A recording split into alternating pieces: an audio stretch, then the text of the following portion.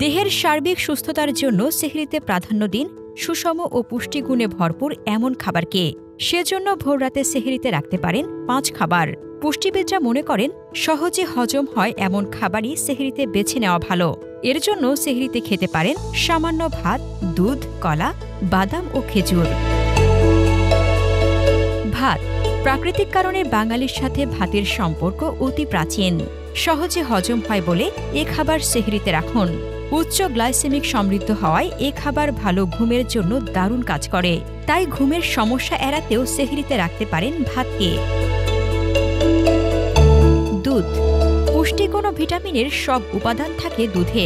তাই ঝটপট সেহরি সারতে দুধকে সেহরির সঙ্গী করতে পারেন।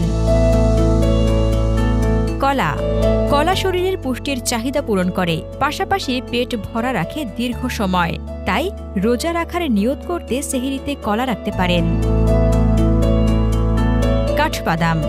ভিটামিন ই, এ, বি1, বি6, অ্যান্টিঅক্সিডেন্টের মতো প্রয়োজনীয় উপাদান রয়েছে কাঠবাদামে।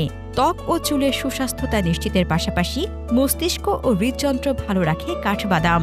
তাই দীর্ঘ সময় রোজায় না খেয়ে থাকার আগে সেহরিতে খেয়ে নিতে পারেন কয়েকটি বাদামও।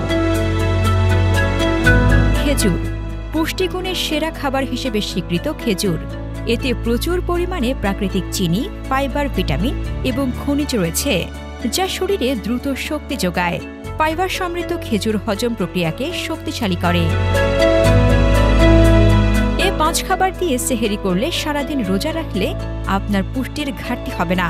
শরীর পর্যাপ্ত পুষ্টি পাওয়ায় রোজা রেখেও আপনি থাকবেন প্রফুল্ল ও প্রাণবন্ত। হাসনাতুজ্জাহান হিমু, দৈনিক সংগ্রাম।